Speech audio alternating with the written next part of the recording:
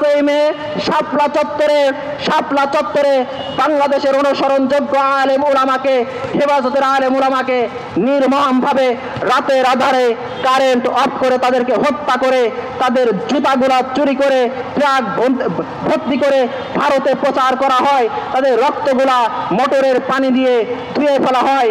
ঘটনা আমাদের কাছে স্পষ্ট। আমি মূল যে কথা আপনাদের মাঝে বলতে চাই, মৌলিকভাবে যেই কথাটা বলতে চাই, এই অপকর্ম করার পরেও আওয়ামী লীগের শুধুমাত্র কর্মকাণ্ডকে নিষিদ্ধ করা হয়েছে। আমরা আওয়ামী লীগের কর্মকাণ্ড, রাজনৈতিক কাজ নিষিদ্ধ চাই না। আমরা চাই স্বাধীন বাংলার সার্বভৌমত্ব, সবুজ ভূখণ্ডে আওয়ামী লীগকে আবু সাইদের বাংলাদেশে, বীর মুগ্ধর বাংলাদেশে, জুলাই যোদ্ধার বাংলাদেশে আওয়ামী লীগ ফেসিবাদকে এমনভাবে ব্যান করতে হবে, এমনভাবে তাদেরকে নিঃশেষ করতে হবে, আর জীবনে যেন রাজনীতি করার মতো দুঃসাহস বাংলাদেশে তারা না দেখাতে পারে। ধন্যবাদ সবাইকে।